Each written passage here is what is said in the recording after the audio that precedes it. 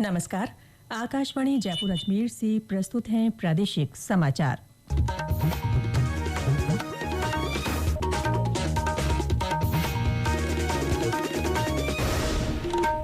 मुख्य समाचार। नगरीय विकास मंत्री झाबर सिंह खर्रा ने कहा, प्रदेश में स्थानीय निकायों के चुनाव अगले साल की शुरुआत में होने की संभावना। राज्य भर में लगाई गई राष्ट्रीय लोक अदालत में 57,94,000 से अधिक मुकदमों का निस्तारण। राष्ट्रीय हिंदी दिवस पर अखिल भारतीय राजभाषा सम्मेलन गुजरात में, राज्य स्तरीय समारोह जयपुर में। और Asia cup cricket T20 tournament में आज दुबई में भारत और पाकिस्तान की टीमें आमने सामने होंगी।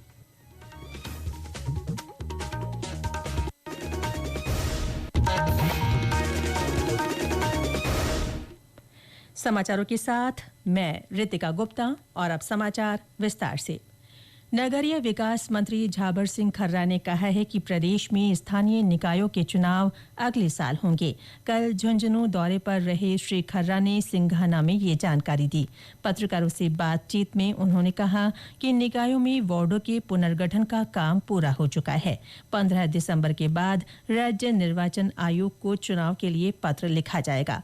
उन्होंने कहा कि एक राज्य एक चुनाव के तहत अब प्रदेश के सभी निकायों में एक साथ चुनाव कराए जाएंगे। और 10-15 दिसंबर के पास हम राज्य निर्वाचन आयोग से ये अनुरोध करेंगे कि वो जनवरी माह में एक राज्य एक चुनाव के तहत, अभी वर्तमान में 312 नगर निकाय हैं, लेकिन उनमें से 3 नगर निगम जो गत सरकार ने जयपुर, जोधपुर और कोटा में 2-2 नगर निगम किए थे, उनमें से एक निगम खत्म होंगे और 309 नगर निकायों के चुनाव एक साथ कराएंगे। अभी तक तो जो प्रक्रिया चलती आ रही है वही रहेगी। अब चूंकि हम अभी 1 महीने का हमारा शहरी सेवा अभियान है, उसके साथ साथ ग्रामीण सेवा अभियान चलेगा, ये सारे काम होंगे, तो इस दौरान हम जनता से राय लेंगे और उसके बाद मुख्यमंत्री जी और मंत्रिमंडल से चर्चा करके कोई ना कोई निर्णय करेंगे। प्रदेश भर में कल लगाई गई इस साल की तीसरी राष्ट्रीय लोक अदालत में आपसी राजीनामे से 57,94,000 से अधिक मुकदमों का निस्तारण किया गया। इनमें 9,48,000 से अधिक लंबित प्रकरण शामिल हैं। लोक अदालत में 14 अरब 57 करोड़ रुपए से अधिक की राशि के अवार्ड पारित किए गए। ये अदालत राजस्थान हाईकोर्ट की जोधपुर और जयपुर पीठ सहित सभी जिलों और मजिस्ट्रेट विचारण न्यायालयों, अधिकरणों, आयोगों और उपभोक्ता मंचों में लगाई गई। उच्च न्यायालय जोधपुर में जस्टिस पुष्पेंद्र सिंह भाटी और जयपुर पीठ में जस्टिस संजीव प्रकाश शर्मा ने इसका शुभारंभ किया। लोक अदालत के माध्यम से हर नागरिक के लिए सुगम और सुलभ न्याय प्राप्त करने का अवसर उपलब्ध करवाया जाता है। ये अदालतें पक्षकारों को आपसी राजीनामे से मामलों के निपटारे का अवसर प्रदान करती हैं। प्रदेश में ग्रामीण और शहरी सेवा शिविर दोनों ही 17 सितंबर से आयोजित किए जाएंगे। इनकी तैयारियों और प्रभावी क्रियान्वयन को लेकर मुख्य सचिव सुधांशु पंत ने कल जयपुर में बैठक ली। इस दौरान मुख्य सचिव ने कहा कि शिविरों की रोजाना सघन मॉनिटरिंग की जाएगी। श्री पंत ने अधिकारियों को अभियान से पहले सभी तैयारियां पूरी करने और तकनीकी सहयोग सुनिश्चित करने के निर्देश दिए। उन्होंने कहा कि शिविर में आने वाले लोगों की समस्याओं का मौके पर ही निस्तारण करने का प्रयास किया जाए। उन्होंने जिला कलेक्टरों को शिविरों का लगातार निरीक्षण करने के निर्देश दिए। इसके साथ ही बेहतर प्रदर्शन करने वाले जिलों की पहचान कर उन्हें प्रोत्साहित किया जाएगा। राजस्थान पुलिस कांस्टेबल भर्ती परीक्षा का आयोजन आज दूसरे दिन 2 पारियों में किया जाएगा। पहली पारी सुबह 10 बजे से दोपहर 12 बजे तक और दूसरी पारी की परीक्षा दोपहर 3 बजे से शाम 5 बजे तक होगी। इसे लेकर परीक्षा केंद्रों पर कड़ी निगरानी रखी जा रही है। केंद्रों के साथ ही आसपास भी वीडियोग्राफी करवाई जाएगी।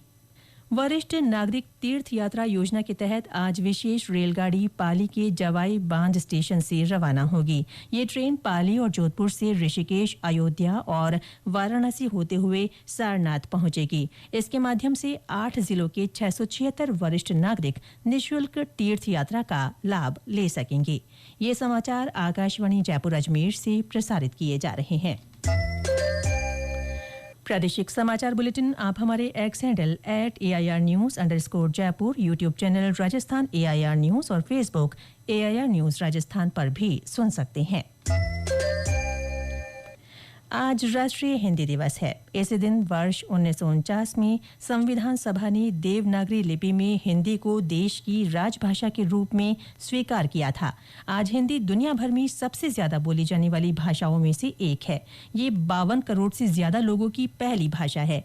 हिंदी दिवस के अवसर पर गुजरात के गांधीनगर स्थित महात्मा मंदिर में 5वें अखिल भारतीय राजभाषा सम्मेलन का आयोजन किया गया है। केंद्रीय गृह मंत्री अमित शाह इसका उद्घाटन करेंगे। श्री शाह ने सोशल मीडिया पोस्ट के माध्यम से हिंदी दिवस की शुभकामनाएं दी हैं। उन्होंने कहा कि हिंदी देश की भाषाओं और बोलियों के बीच सेतु का काम करते हुए राष्ट्रीय एकता को बढ़ावा देती है। हिंदी दिवस का राज्य स्तरीय समारोह आज जयपुर में मनाया जाएगा। भाषा और पुस्तकालय विभाग की ओर से आयोजित होने वाले इस कार्यक्रम में मुख्यमंत्री भजनलाल शर्मा हिंदी सेवा पुरस्कार प्रदान करेंगे। इस अवसर पर प्रदेश भर में विभिन्न कार्यक्रमों का आयोजन किया जा रहा है। सरकार ने अगली पीढ़ी के जीएसटी सुधारों से स्वास्थ्य सेवा क्षेत्र में भी आम लोगों को बड़ी राहत दी है। स्वास्थ्य और जीवन बीमा प्रीमियम पर पहले 18% जीएसटी लगता था। अब इसे पूरी तरह कर मुक्त कर दिया गया है। इस कदम से पॉलिसी धारकों के लिए लागत कम होने और देश भर में व्यापक बीमा कवरेज को बढ़ावा मिलने की उम्मीद है। जयपुर के डॉक्टर मनीष जैन ने बताया कि सरकार ने कैंसर और गंभीर पुरानी बीमारियों के इलाज में इस्तेमाल होने वाली 36 जीवन रक्षक दवाओं पर भी कर माफ कर दिया है। साथ ही विभिन्न दवाओं और चिकित्सा उपकरणों पर भी जीएसटी दर घटाई है। इससे चिकित्सा सेवाओं की लागत कम होगी। ये कहते हुए बड़ी खुशी हो रही है कि इंडियन गवर्नमेंट ने हेल्थ और हेल्थ इंश्योरेंस पॉलिसीज जिस पर पहले 18% जीएसटी लगता था, अभी पूरी तरह से टैक्स फ्री हो गया है। साथ ही में 36 लाइफ सेविंग मेडिसिन पर जीएसटी फ्री कर दिया गया है। तो एक बहुत अच्छा स्टेप है। और जो जरूरी सामान था जैसे ग्लूकोमीटर हो गया, थर्मोमीटर हो गया, वो भी जीएसटी का स्लैब उसका 5% हो गया। तो हम इंडियन गवर्नमेंट को बहुत धन्यवाद देना चाहते हैं। जीएसटी की नई दरों की घोषणा से पर्यटन क्षेत्र में भी उत्साह है। इससे पर्यटन व्यवसाय में बढ़ोतरी होगी और देशी विदेशी सैलानियों को भी फायदा होगा। सवाई माधोपुर के होटल कारोबारी सतीश जैन ने इसे स्वागत योग्य कदम बताया है। अभी सरकार ने जो होटल व पर्यटन व्यवसाय की नई जीएसटी दरें जारी की है, जिसमें 1000 रुपए से नीचे तक के कमरों को 0 दर में रखा है तथा 7500 तक के कमरों को 5% की जीएसटी दर में रखा है। इससे आने वाला जो समय है, इसमें पर्यटन व्यवसाय और मध्यम वर्ग दोनों को अच्छा फायदा होने वाला है। व्यवसाय में इससे काफी वृद्धि होने की संभावनाएं हैं और आम आदमी को जेब में पैसा भी बचने की संभावना है। हनुमानगढ़ में कल एक सड़क हादसे में 2 महिलाओं की मौके पर ही मौत हो गई और 8 अन्य गंभीर रूप से घायल हो गईं। ये दुर्घटना हरियाणा रोडवेज की बस और ट्रैक्टर ट्रॉली के बीच सिरसा हनुमानगढ़ रोड पर हुई। घायलों को इलाहाबाद के राजकीय अस्पताल में भर्ती कराया गया है। विश्व मुक्केबाजी चैंपियनशिप में भारत की जैस्मिन लैम्बोरिया ने स्वर्ण पदक जीता। जैस्मिन ने 57 किलो भार वर्ग के फाइनल में पोलैंड की जूलिया को हराया। Asia cup cricket T20 tournament में आज भारत और पाकिस्तान की टीमें आमने सामने होंगी। ग्रुप ए का ये मैच रात 8 बजे से दुबई में खेला जाएगा। इस साल फरवरी के बाद दोनों टीमें पहली बार भिड़ेंगी। वहीं आबू धाबी में कल हुए एक मुकाबले में श्रीलंका ने बांग्लादेश को 6 विकेट से हराया। 140 रन के लक्ष्य के जवाब में श्रीलंका ने 14 ओवर और 4 गेंद में 6 विकेट खोकर ये मैच जीता। वहीं भारत और ऑस्ट्रेलिया के बीच 3 वनडे मैच की महिला क्रिकेट श्रृंखला आज से शुरू हो रही है। इसका पहला मैच चंडीगढ़ में खेला जाएगा। ये मैच दोपहर 1:30 बजे से शुरू होगा। 59वीं जिला स्तरीय खेल कूद प्रतियोगिताओं का दूसरा चरण आज से शुरू हो रहा है। इनमें सरकारी और निजी विद्यालयों के विद्यार्थी हिस्सा ले रहे हैं। सूचना और प्रसारण मंत्रालय के सचिव संजय जाजू ने दूरदर्शन और आकाशवाणी केंद्रों के साथ स्थानीय कलाकारों और कंटेंट निर्माताओं को जोड़ने पर जोर दिया है। श्री जाजू कल आकाशवाणी लखनऊ कार्यालय में मंत्रालय की विभिन्न मीडिया इकाइयों के कार्यों की समीक्षा कर रहे थे। और अंत में मुख्य समाचार एक बार फिर। नगरीय विकास मंत्री झाबर सिंह खर्रा ने कहा, प्रदेश में स्थानीय निकायों के चुनाव अगले साल की शुरुआत में होने की संभावना।